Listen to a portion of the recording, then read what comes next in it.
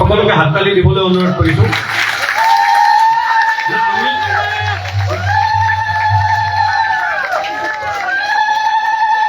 আমি একেলগে লুথুৰ ৰহমান ডাঙৰীয়াক একেলগে মেম্বাৰশ্বিপ ফৰ্মখন দিবলৈ অনুৰোধ কৰিছোঁ।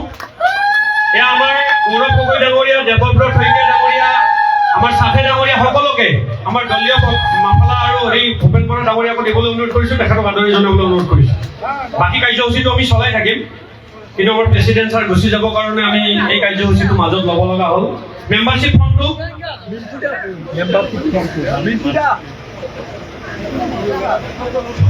সকলোকে হাত তালি দিবলৈ অনুৰোধ কৰিছোঁ। কংগ্ৰেছ পাৰ্টি একেলগে ক'ব, কংগ্ৰেছ পাৰ্টি, ৰাহুল গান্ধী, খাৰ্গেজী।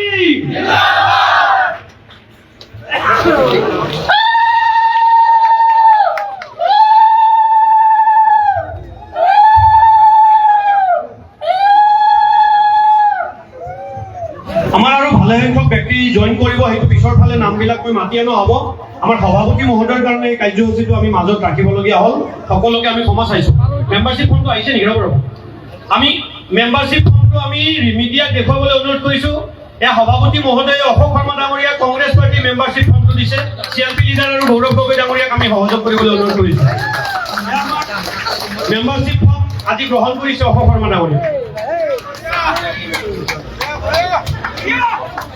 লাইনত আহিবলৈ অনুৰোধ কৰিছোঁ, একেলগে হাত দাঙি নমি দাদা পিছফালে আহিব।